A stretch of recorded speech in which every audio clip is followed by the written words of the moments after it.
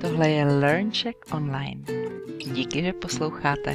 V dnešním dílu podcastu si řekneme, jak se představit. Nezapomeňte, že se můžete přidat na Telegramu do skupiny Čeština pro cizince aneb iLearnCheck. Budu moc ráda, když mě podpoříte na www.patreon.com/iLearnCheck anebo se stanete členy mého kanálu na YouTube LearnCheck Online. Dobrý den, dámy a pánové, vítejte u nového dílu LearnCheck with Podcasts. Tady je Jana a dnešním dílem bych chtěla zahájit promluvy nebo takové monology na témata, množné číslo, na různá témata, která můžete potkat u zkoušky B1, když musíte sami ukázat, jak se umíte k tomu tématu vyjadřovat, jestli máte dostatečnou slovní zásobu. Takže já už jsem na YouTube udělala jedno video o tom, jak se představit, ale možná neuškodí, když si to tady zopakujeme. A nebudu se tentokrát zabývat nějakými konkrétními frázemi, ale zkusím vám ukázat, jak bych to mohla udělat já. Takže bych se měla asi podívat na hodinky a zkusím se teď ve 2 minutách představit. Takže dovolte, abych se představila. Jmenuji se Jana a jsem učitelkou, nebo spíše lektorkou českého jazyka, češtiny pro cizince. Proč říkám, že jsem spíše lektorka, ne učitelka? Protože když se řekne učitelka, tak si představím základní nebo střední školu a tam já neučím. Učím sice nějaké skupiny, ale učím hodně studentů individuálně. Učím osobně i online. Jinak žiju v Praze, žiju tady už dost dlouho.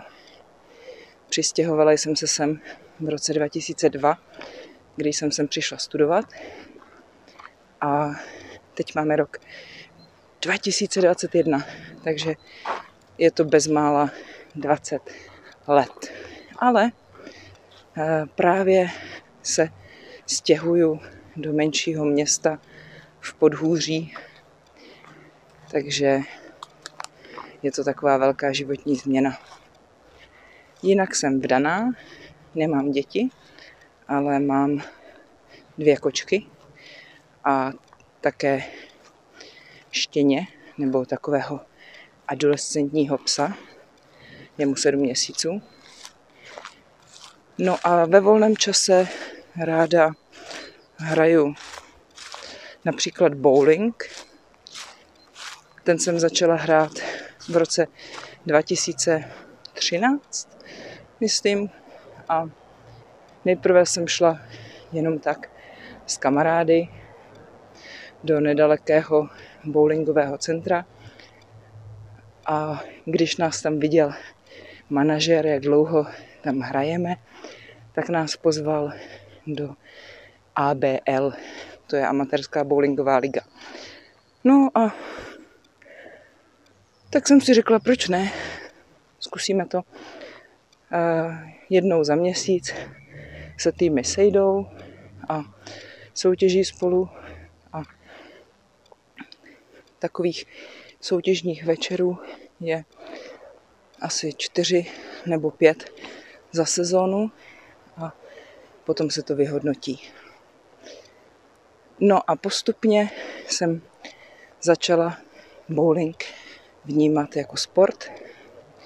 Koupila jsem si svoje vlastní bowlingové koule a sama jsem začala chodit a trénovat. No a také jsem se začala učit hrát excentricky, neboli točit. To znamená neodhazovat tu kouli jenom tak rovně, ale snažit se, aby se její dráha poněkud stáčela, aby to byla část elipsy, jestli to tak můžeme říct, nebo něco takového. Dále, tak a teď už mluvím dost dlouho, teď už mluvím 4 minuty. To znamená, kdybych se měla představit jenom krátce, tak by to vypadalo jinak. Ale já zacházím do detailů. Ale tím také ukazuju, že umím rozvádět svoje myšlenky, že umím dávat detaily, že umím mluvit o minulosti a podobně. Jo, neodříkávám jenom strohé informace. Já vám možná na konci ukážu, jak bych se mohla představit krátce, a teď budu ještě chvíli pokračovat o svých koníčcích. Takže kromě bowlingu také od dětství hraju volejbal. Nehraju ho na žádné profesionální nebo špičkové úrovni. Hraju ho pro zábavu, ale pravda je, že jsem byla v týmech, které se účastnily různých soutěží, turnajů a chodila jsem na tréninky. A potom jsem přešla na beach volejbal, takže moje úroveň je možná středně pokročilá. Umím odehrávat různými způsoby.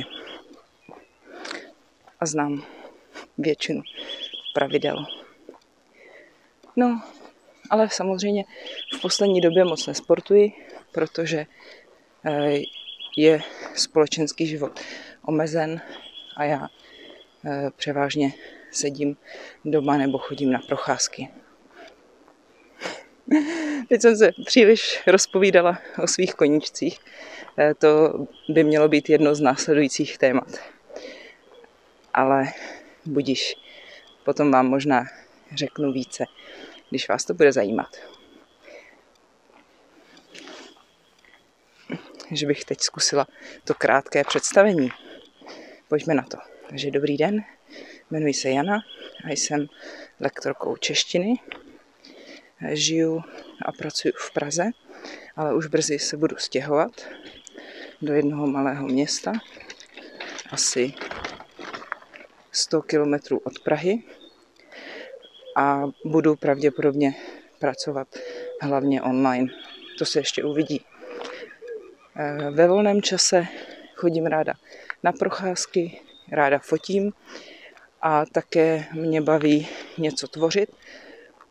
Ráda kreslím a i když už jsem docela dlouho nekreslila. A co ještě? Hraju bowling, volejbal nebo beach volejbal. Když jsem byla mladší, také jsem hrála basketbal, ale spíše mě bavilo hrát streetball jenom 3x3, anebo si prostě jen tak na ten koš házet. Jsem vdaná a máme 2 kočky a psa a žijeme v pronajatém bytě, ale budeme se stěhovat do bytu, který jsme koupili a který jsme právě zrekonstruovali. Tak a teď jsem mluvila asi něco přes minutu a to by na takovéto představení mohlo stačit. Musím se smát, protože když jsem nedávno poslouchala podcast jedné kolegyně lektorky, ve kterém dávala tipy, jak se představit na úrovni B2, tak jsem si říkala, používala bych vůbec takové fráze v mluvené češtině? Když jste mě teď slyšeli, mohli jste slyšet, že jsem docela hodně opakovala stejné fráze. Říkala jsem ráda, ale samozřejmě, že existuje bohatší slovní zásoba. Já jsem použila baví mě, ale mohla bych také říct, že se něčím zabývám, že se něčemu věnuju. Třeba zabývám se bowlingem, věnuju se fotografování. Takže vaše slovní zásoba, kterou ukážete na úrovni B2, by měla být bohatší. Ale já myslím, že to pro představení stačí, to, co jsem vám dneska ukázala. A příště bychom si mohli říct něco o blízkých lidech ve vašem životě. Tak přeju krásný den, mějte se hezky a těším se na slyšenou. Nashledanou.